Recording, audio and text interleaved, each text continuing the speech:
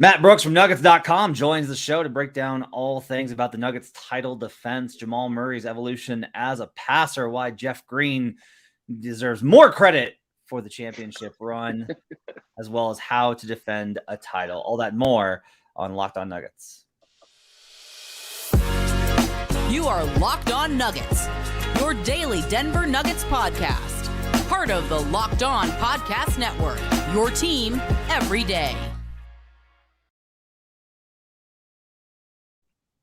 Welcome to Locked On Nuggets, your daily Denver Nuggets podcast, part of the Locked On Network, your team every day. Thanks for joining us and making us part of your day. Appreciate you guys being with us and making us your first listen, being an everydayer, listening to us on the daily. We appreciate you guys making us part of your lives.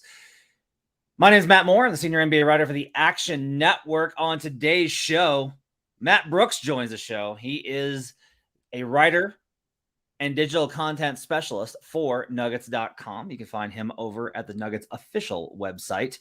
He used to send his talents over at Nets Daily. We'll talk about some of the comparisons between the Denver Nuggets and the Brooklyn Nets, as well as you could have found his work at Elite Sports NY as well. My thanks to Matt for joining the show. I want to let you know, everybody, that today their show is brought to you by Ibotta. So make sure to check out Ibotta.com.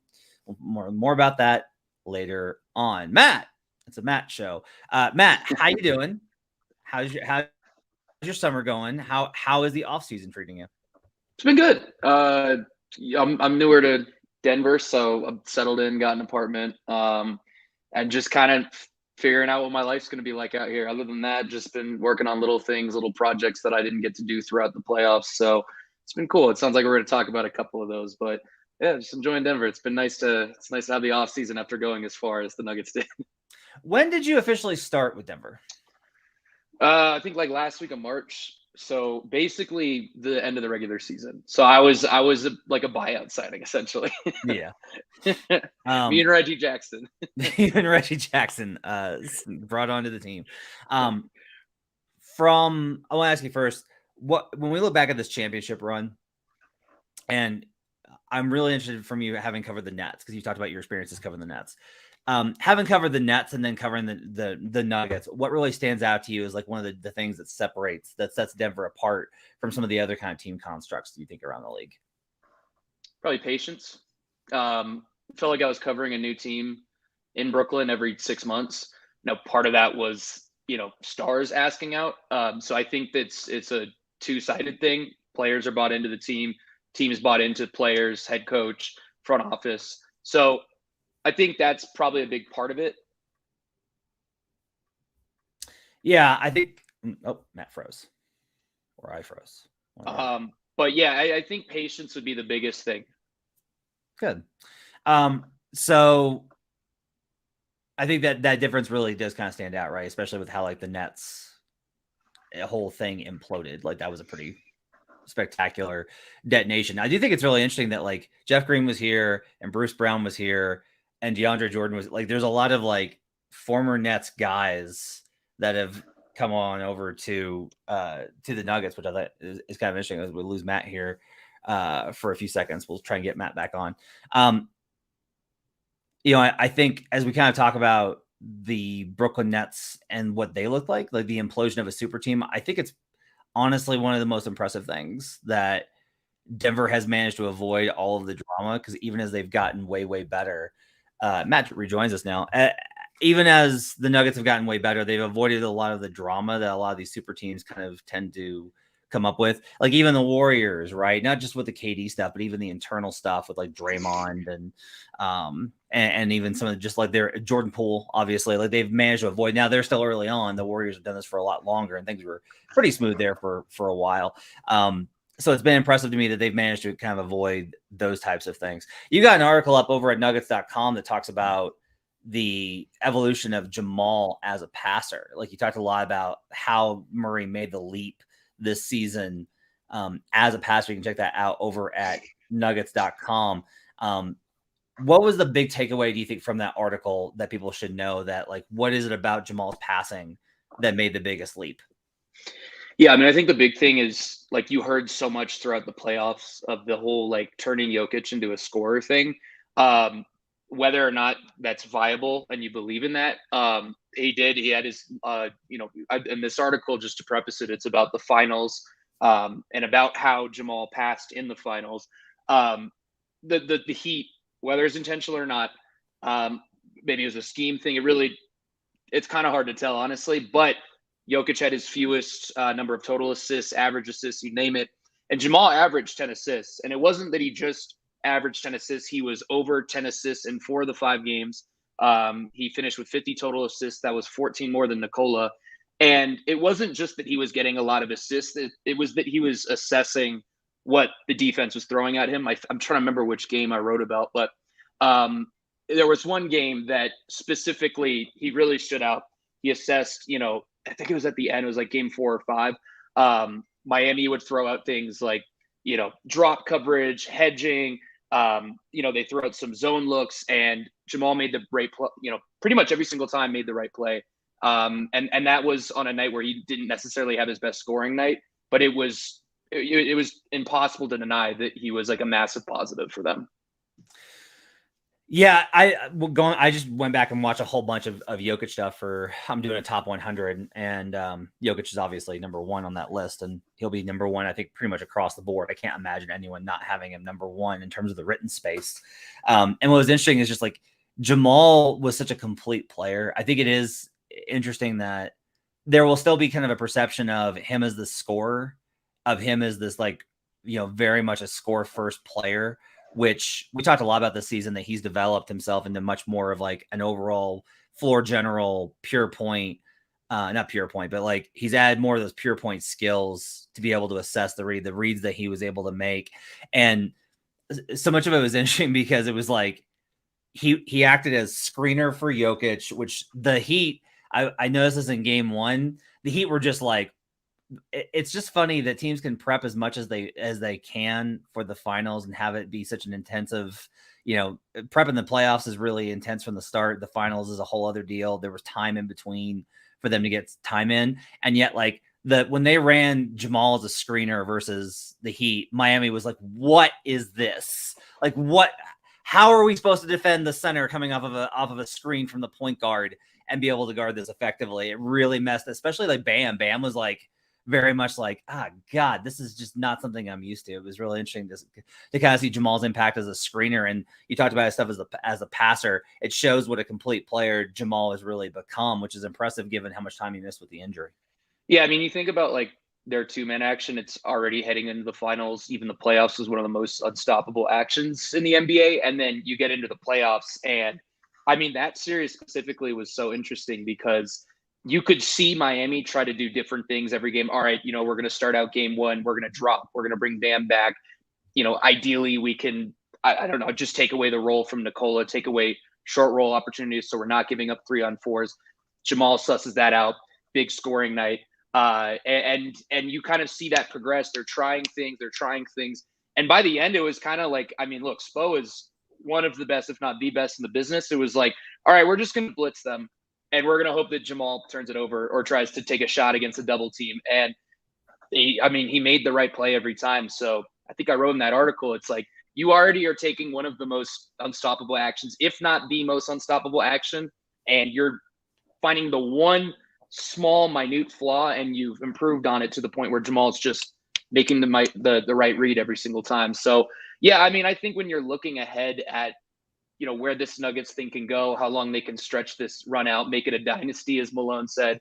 I think Jamal's passing is a huge part of that, continuing to improve on that 2-man action. And then there's some other ancillary things that I think can really improve as well. But I don't know, like if this is how the 2-man action is going to be between them, I don't know what you do, honestly.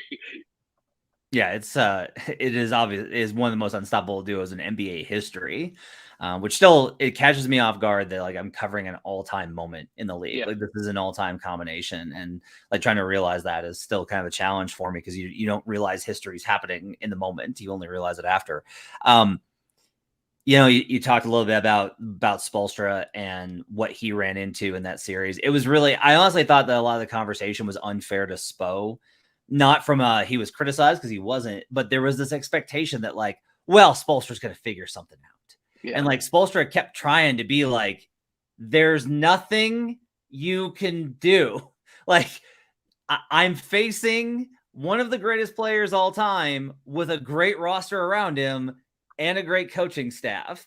I'm not a wizard. I'm not able to just make stuff happen. Like, a lot of, I felt like Spoelstra's crankiness was less about, usually it's like coaches get, Malone, right? Like spouting off about being disrespected by the Lakers talk. That's what it usually is. With Spoelstra, I honestly felt like in the finals, he kept trying to tell us, like, guys, if we win this, it's going to be basically heart, hustle, and we make shots. Like, there's not a solve for what we're up against. And if there is one, we don't have it, is what I felt like he kept trying to say. Yeah, I mean, the thing is, I'm trying to remember, I wish I had the number in front of me, but they held Denver to like 116, 117 points per 100 possessions, which, like, you look at the Lakers were the number one defense headed into the conference finals. Denver just hung 120 on them, like, no problem. 4 games, 120 offensive rating. So, like, I do think Miami did a decent job, slowing the Nuggets offense down. It was just like they didn't have enough offensively. So that's kind of where it's like, it was just such a talent discrepancy where Denver's going to be within, really anywhere between 117 to 120 offensive rating. And you have to be in that ballpark. Otherwise you're just not going to be there. I mean, I remember I think it was game 5, Miami shot around like 35% near the rim. Like, that's just not going to cut it. It doesn't matter what happens. And that's with Denver shooting like 20% or below in game 5 as well from 3. So yeah, it just is like, to me, that was kind of the decider in that series. They didn't have enough offensively. Yeah. On the other side, I want to talk a little bit more about that, about how the level of Denver's floor offensively makes teams make bad decisions for their overall health. We'll talk about it a little bit more with Matt Brooks from Nuggets.com on the other side. But first, I'm going to tell you about Ibotta. Picking up burgers and hot dogs for a summer barbecue, you're already doing it. So why not get some cash back for it with Ibotta? Ibotta gives you cash back on hundreds of grocery items, from produce to personal care to pantry goods, so you can make sure you're beating inflation no matter what you're purchasing.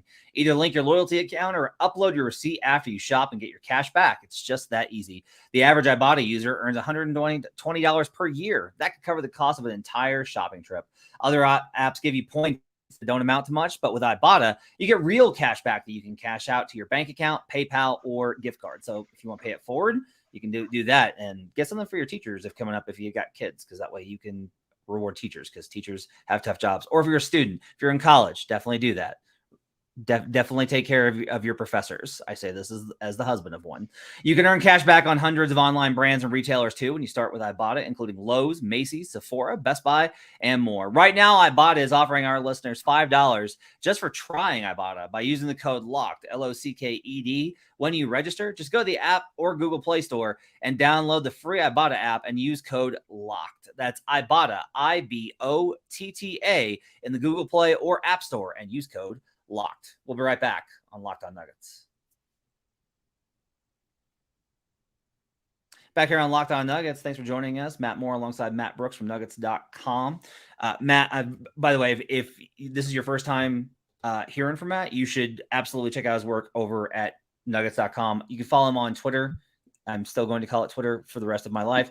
Matt Brooks NBA is the Twitter handle. I assume he'll be on. Are you on Insta? Is that a thing?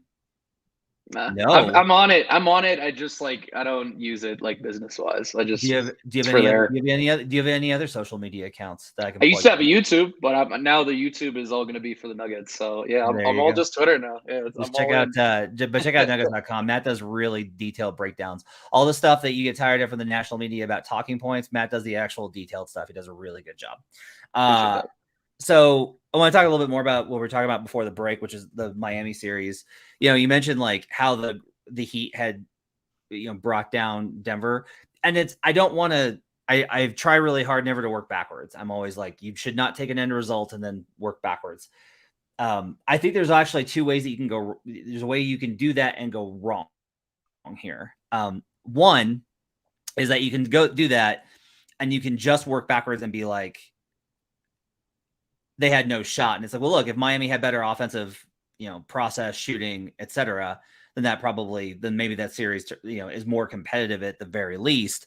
But I think actually a worse one is when you look at the success that they had is to not understand the relationship between the offense and defense. Because how I felt at the end of it was Miami was like, look, we're not going to shoot the lights out like we did versus Boston. We're just not going to do that because the scheme, how Denver defends the three is a little bit different. Yep. So we're going to throw all of our resources. Like, we've got to slow down Denver. I felt like, honestly, it was a little bit of a calculated mistake by the Heat, because I felt like they didn't have enough energy left on the offensive end to keep up the way that you talked about. It was one of those where I don't even they were able to slow down Denver in large part because of some shooting variance at the end of that series after a long playoff run, but also just like largely it was so much, the Heat were just throwing absolutely everything at Denver just to try and get a few stops. And that left them nothing else on the offensive end, I felt like. When you say, what do you mean by that? Like, do you mean like they pace wise, or was like there anything specific that you felt like they were doing? Because when you call it a calculated mistake. Yeah, so it felt to me like they were trying to drag the entire game into the mud the entire time. And it was really just a matter of like their defensive efforts were great. Like, yeah, Bam played absolutely amazing defense. Didn't matter. Got hit with a 30-point triple-double regardless. But like, they put so much effort, I felt, onto the defensive end because that's always been there. That's like who they actually want to be, that I honestly feel like they should have picked up the pace and tried to make it into more of a track meet with Denver just to try to get their offense up while trusting their defensive floor. I felt like they burned too much energy on the defensive end. And then on the offensive end, I didn't feel like they had anything left, any burst whatsoever. A lot of that's Jimmy Butler and whether or not he was injured, but I feel like they just didn't have any burst left, which I think is one of the other problems that Denver commands, which is you're going to have to give a high level of effort defensively, but you got to save something because you're going to have to score with them because they're still, their offensive floor is so high, they're going to keep scoring. I mean, I think that's kind of the fundamental issue though, is with Denver, is that if you try to slow it down, put it in the mud, really what you mean is like you're trying to take away fast break points, because Denver ranked atop of transition and half court. And I just don't know what you do with that. Like, if you're playing against a team that's really game to game, they can win in transition, they can win in the half court. And I just don't know what you do about that. Like, throughout the series, they kept Denver under, we'll throw an arbitrary number out there because the last game was the one, game 5 was where they had the most fast break points. I think they were at like 15 or something like that. A lot of that was Michael Porter Jr., who I have an article coming out this weekend about. Yeah, we'll preview there. But for the most part, like, they did a really good job of keeping Denver out of fast break. They're the one team that really did that well throughout the playoffs.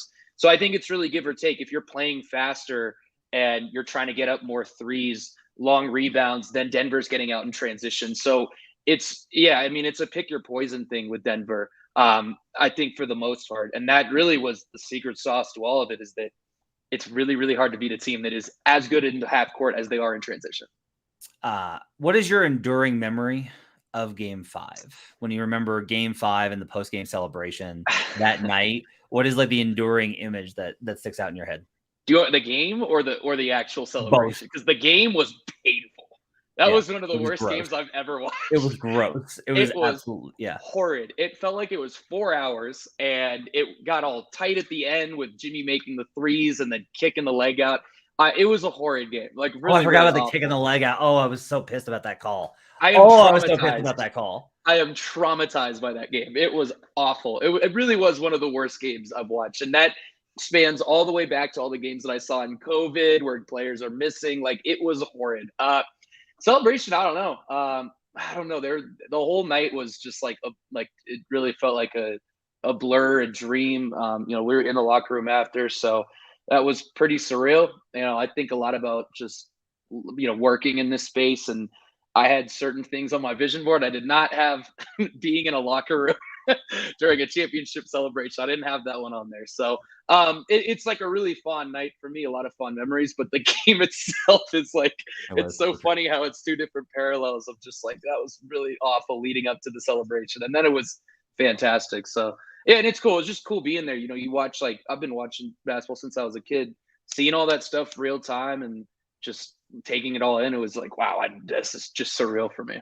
I'm glad that they showed the finals logo on the Jumbotron and the intro to the ABC stuff on the Jumbotron before the game. And I'm glad that I still get goosebumps when that comes on. Like, I have a feeling I'm going to have to get out of the writing game whenever, like, I don't get goosebumps when the final stuff comes on. Yeah. All right. On the other side, I want to talk to Matt a little bit about defending the title of the Nuggets. One, we'll talk about what he thought from Summer League, as well as what the roster looks like next year, the biggest challenges, all that and more on the other side on Locked On Nuggets.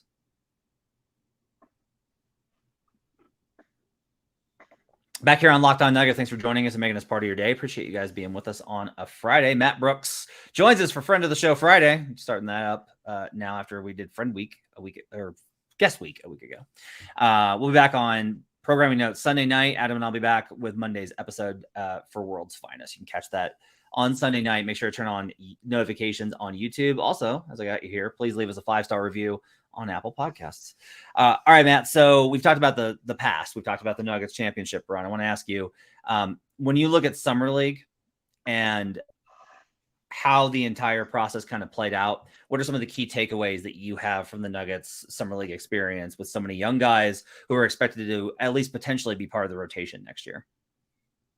Takeaways. Yeah. I mean, Hunter Tyson's the obvious one. I thought he really showed out and did a lot of things that I think people just weren't ready for. Like, you knew the shooting was going to be a thing. Rebounding, he was around, I think he was at 6. So that, I think those things stood out, but it was the other things. It was like the little ancillary skills that he has, putting the ball on the floor, driving closeouts, leveraging those into either shots at the rim. He had a better finishing package than I think I certainly was expecting. And then a little bit of playmaking flashes as well.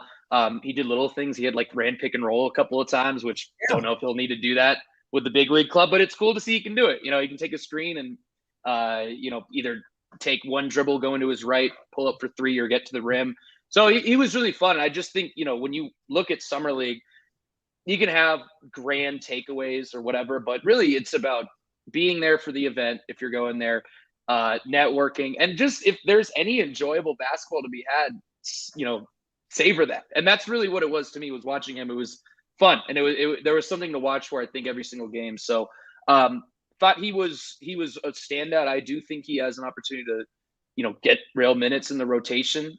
He's just more toolsy than I think than your average, shooter rebounder. So I thought that was really impressive. Pickett is I like Pickett a lot. I was the thing I actually came away from Summer League impressed with him the most was his team defense. And I think especially for this team where, they are a little bit more aggressive in terms of how they're playing up, hedging more with Nikola, knowing your rotations and, whether, I don't know if he's going to be like the low man or helper all the time, because he is only 6'2", but or 6'3" I don't know. What did Adam say he was? I think Adam says whatever. I think by the end of this, Adam will be like, he's 6'5", 6'6". Yeah, Adam loves Jalen. Adam loves Jalen Pickett. And the pick and roll craft was there too. So he was as advertised. I thought he was really pretty good. The big thing will just be adjusting to the speed of the game. And what does that look like playing with real NBA level athletes? And then Strother was the one that kind of grew on me throughout. At first I wasn't sure it was just hard to figure out because he wasn't shooting the 3 ball very well. But you kind of see the vision with him. He'll probably take the longest to get acclimated to everything, just based on what I saw. Who knows? It's Summer League. But you see the vision a little bit. They started giving him more on-ball reps as kind of Summer League progressed. He's not just spaced out to the wing as much. He's actually run a little bit of pick and roll. You kind of see the vision there, what that looks like. Had some good chemistry with, I think it was Kamagaze in one of the last games there. So I was definitely impressed with all 3. I think the one that I'm really looking at as getting, a real opportunity pretty early is Hunter. And I think just because of, how Denver wants to divvy up their ball handling reps, I do think there will be minutes there for Jalen at some point, whether it's a rest night for some of the main guys or whatever it looks like. It's definitely fun. And I think that'll be an enjoyable thing to look for in the first 30-ish games of the season. I'm gonna be the next two kind of benchmarks are what we start hearing out of the open runs that they'll have in this month and early next month. You'll start hearing like so and so looks really good. He's been really good in those open runs. And then there's like the first week of training camp, which is often the exact opposite of whatever the open runs were. There's like been so many cases where it's like, oh, he's been dominating the open runs, looks awesome. And then you ask in training camp, and Malone's like, yeah, he's been fine. Like so, it'll be interesting to see what happens with Hunter Tyson, I think, in those situations. Yeah. If I was to ask you what the biggest challenge to the Nuggets repeating as champions next season would be, what would be your answer? The unique way they're going about it. You talk about like you look at what Golden State did, and they tried to do the whole 2 timelines thing. It didn't work, I would say, given that they've done a strange. Yeah, they abandoned it very quickly. And they've brought in Chris Paul, and who knows? I'm actually a little bit higher on that move than maybe the average person, but I overall they tried to do something, it didn't work. There's a case to be made that Denver's doing the same thing a little bit. Now, their strategy is different in that, when you look at what Golden State did, Golden State took like high upside guys. Like you take Kuminga, you take Poole. These are like high ceiling guys, maybe not going to contribute, and you're putting them in a system that's complicated and takes time to learn, and it's not for everybody. Denver is a lot different. They're taking guys that are experienced, 4 or 5 year guys, and guys that, as you could tell from Summer League, you look like somebody like Hunter Tyson. He knows exactly how he's going to play. If he's open, he's got a high release point. He's 6'9". He's going to take it. The guy close out to him too hard. He's going to dribble down middle, make a play from there.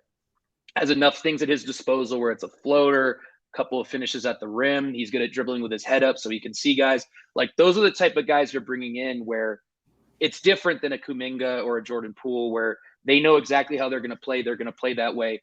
And now it just becomes a question of what's the floor? Like, is going to be the learning curve, or I guess the learning curve of the NBA? Is that going to be too difficult to master for guys, no matter how many years they played in college, still being rookies? Is that going to be too difficult? Or is it going to be kind of like a Christian Brown thing where you're going to have like nice moments from him in the playoffs? And so I think it'll be really interesting that way. I really can't remember a team that won the title and then ran it back this way, the way the Nuggets have this offseason. It's going to be fascinating just from like a philosophy perspective. Before I get you out of here, Dragutin Markovic asked in the comments, any take on P-Watt? Do you have any reactions to Peyton Watson from his summer league time, or he just headed into the next season? Good. I guess my question, I have a little narrow down a little bit for you. What do you think is like his biggest strength? Like, what's the thing that everyone's gonna say defense, but specifically within that, because you're really good at the details. Like, what do you think are the things that Peyton can be really impactful in his role? Athleticism. If you're spacing him, like if he's, your low man, I think that really pays off. And then just in terms of like offensively, I guess I think, you play with Nikola, like if you cut and you move, the game gets so easy for you. And if he's able to do that, his athleticism is going to jump up the page. Like it just is. You look at the little actions that, Nikola and Aaron run where, it's Aaron setting the screen for Nikola and then rolling to the rim. You could do the same thing with P-Watt. He's such a high flyer. So I think immediately would just be anything help side, anything team defense. I really like his role there. Some of the on-ball stuff. Summer League's so hard to evaluate. Like for somebody like P-Watt, I think had good, and there were things that looked really good and there were things that didn't look as good. So I think for somebody like that, he even mentioned it, like he's still trying to figure out what he is. And I think that's a really hard environment to do that versus like you look at somebody like Hunter Tyson or Jalen Pickett, like they know exactly how they're going to play. And, even if it's Jalen Pickett putting up 12, 6, and 5, he's consistently doing that over and over and over and being, pretty efficient with it. So I think it's a hard environment to evaluate somebody like P-Watt. How about you? What do you think? I like the idea of him as low man. I like the idea of having, because one of the things I was actually noticing that opponents had a lot of problems with against Denver was that there's just not a lot of shot blocking fours around. Like there's just like the league is not really built that way anymore. There's a lot of really athletic fours, but they're such spacers that they don't have a lot of rim protection potential. And so what I noticed was a lot of like when Jokic is high, either running pick and roll or at a pinch post or DHOs, and you need someone to be able to close down low as low man and be able to make a contest at the rim. Not a lot of teams have that. And having Watson, I think, is actually a pretty big upside for Denver, especially because if you were to need it at certain points, if there were injuries, you could play Peyton, I think, next to Nikola. It'll make things easier for Peyton's offense, and Peyton will be able to kind of play that rim protector 4 role, which I think is pretty helpful, especially if you're going to play the scheme that Denver does. Like if you're going to play as high up as you do, you need someone down low that can make those rotations and be able to help with athleticism and shot blocking, I think, at the rim.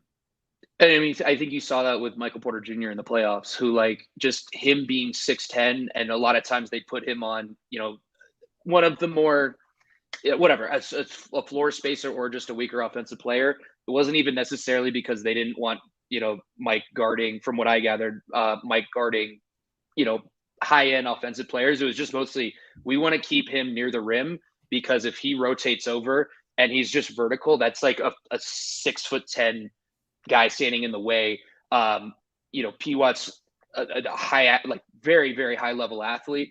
And I think you go back to that Golden State game where he blocked Steph, and I think it was 3 separate times. That's kind of the vision with him where, we're going to have this guy rotate over and just make you think twice about trying to get to the rim, make you pass out of advantages if you get into the paint. So I think, yeah, somebody like Mike, who really his impact was felt all throughout the playoffs as a low man. That's kind of the vision with P. Watt, just in terms of how much he can affect anything going towards the rim. That's Matt Brooks from Nuggets.com. Make sure to check out his work over at Nuggets.com. You can follow him on Twitter at MattBrooksNBA. My thanks to Matt for stopping by. Thanks, man. Appreciate it. Thanks for having me on. Enjoy your off season, and I will see you at training camp. I'll be back on Sunday with another episode with Adam Ares for World's Finest. Adam will be with you on Wednesdays, and I'll be back next week with another guest. We'll see you guys again next time. Thanks for joining us on Locked On Nuggets.